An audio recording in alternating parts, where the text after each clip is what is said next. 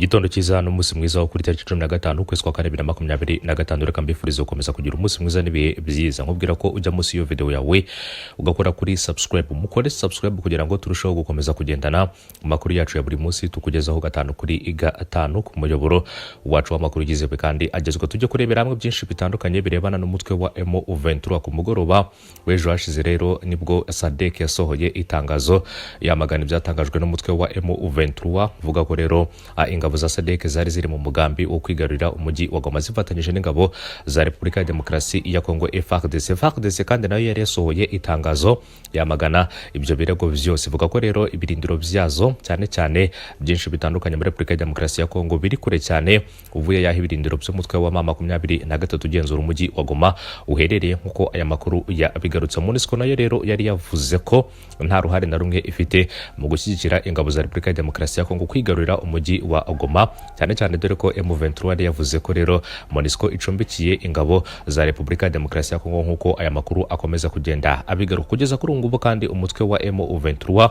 bamaze gushyira amakuru ahagaragara n'amakuru avuga ko ihuriro rya AFC M23 rwanya ubutegetsi bwa Repubulika ya Demokarasi ya Kongo ryamaze gushinja ingabo ziri mu butumwa bw'amahoro bw'umuryango wabibumbye MONUSCO kurekura ingabo zisaga 800 zari zayihungiyeho kugira ngo rero zihungabanye umutekano umujyi wa Goma nkuko M23 yabigarutse ku itariki ya 27 Mutarama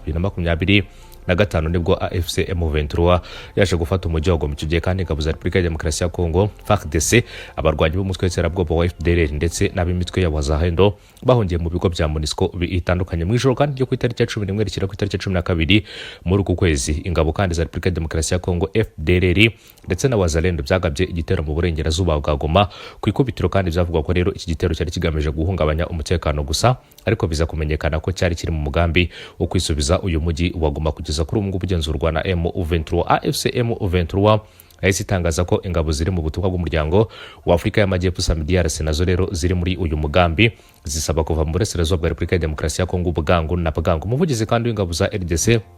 General Major Sylvain Ekenge Bomusa yahakanye uruhare rw'abasirikare babo muri ibi bitera asobanura ko bari kure cyane y'umujyi wa Goma umuryango SADC nawe rero wahakanye uruhare rushinjwa SAMIDRC nkuko aya makuru nakugije akomeza kugenda abitangaza kugeza kuri ubu ngubu umuvugizi wa AFC M23 Lawrence Kanyuka kwa 14 Mata yatangaje ko bw'abarwanyi babo bafataga umujyi wa Goma MONUSCO kandi yasobanuye ko icumbikiye ingabo za Repubulika ya Demokarasi ya Kongo FDLR na Wazalendo abasirikare basaga 2,000 ariko ko rero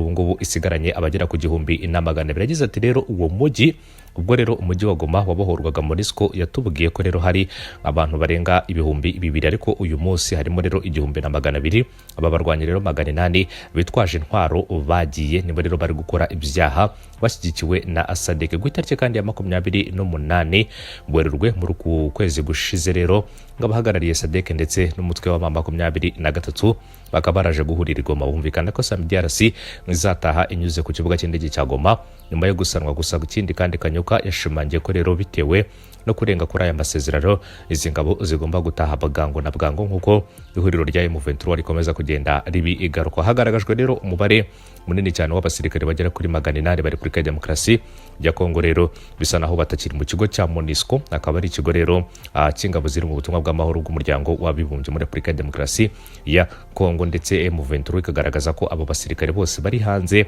aribo rero barimo barakora ibikorwa byo guhungabanya umutekano mu mujyi wa Goma ndetse n'ituze ry'abaturage nkuko M23 yakomeje kugenda ibi itangaza nubwo rero MONUSCO ihakana iby'ibyo bitero ikanahakana ko rero nta bufasha na bumwe iha abasirikare ba Repubulika ya Demokarasi ya Kongo gusa mu itangazo baherutse gusohora bavuze ko rero biri mu masezerano arebana no gucumbikira ingabo za Repubulika ya Demokarasi ya Kongo mu gihe icyo ari cyo cyose mu bihe bikomeye nkuko MONUSCO yakomeje kugenda ibigaruka ikindi kandi Minisitiri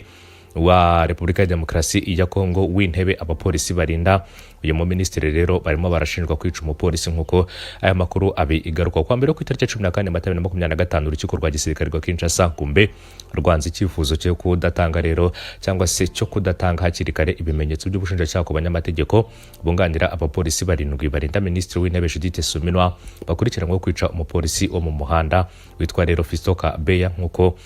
mu bihe byashize nakugejeje inkuru zitandukanye zirebana n'urupfu rw'uyu mupolisi. Umushinjacyaha avuga ko rero uyu yapfuye biturutse ku nkoni yakubiswe. Umushinjacyaha kandi wa gisirikare yagize ati iki ni icyaha gikomeye, twese turi kuvumbura rero ingingo z'uru rubanza, ntabwo twigeze dukora raporo mbere y'ubushinjacyaha bwa gisirikare. Ikindi kandi aba baregwa bakurikiranyweho kutubahiriza amabwiriza n'ubwicanyi, akaba rero harimo uwitwa komiseri superieri Ajujara cyangwa se Adija Olivier Kanza, hakaza komiseri superieri rero Bange Ngajora, hakaza su komiseri Michel Yalala, hakaza su komiseri kandi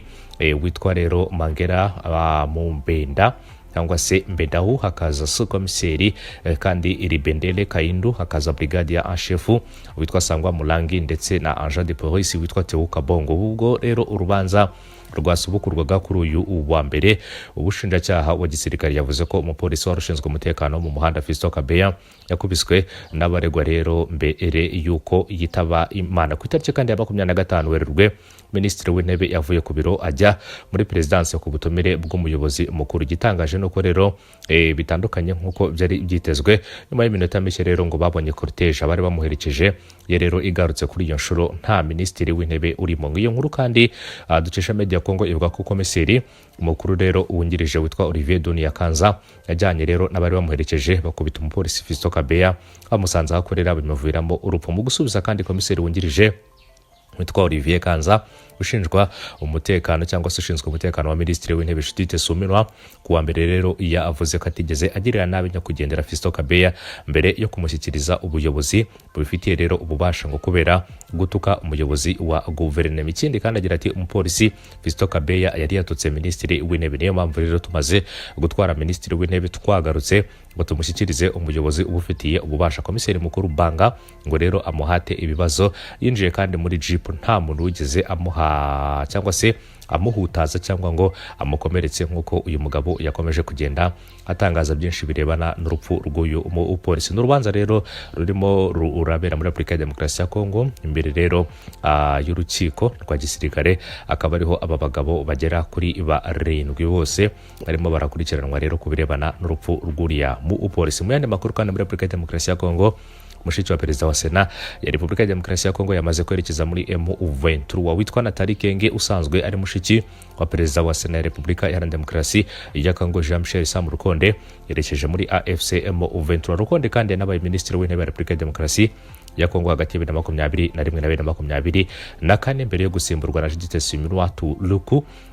Kuri ubu ngubu rero ufite izi inshingano nk'uko aya makuru abigaruka. Amakuru y'uko mushiki we rero yihuje na M23 yashimangiye kandi na guverineri wungirije uriya mutwe mu butumwa yanyujije ku rubuga rwa X nk'uko yabitsangaje. Ikindi kandi guverineri witwa Ngarambe Maziwiri avuze ko rero abanyekongo bose bahawe ikaze muri M23. Ikindi kandi agira ati mbere yo gushimangira ko urugamba rero uyu mutwe urimo ari urwa buri munyekongo wese. Hagati aho ngaho kandi amakuru aturuka muri M23 avuga ko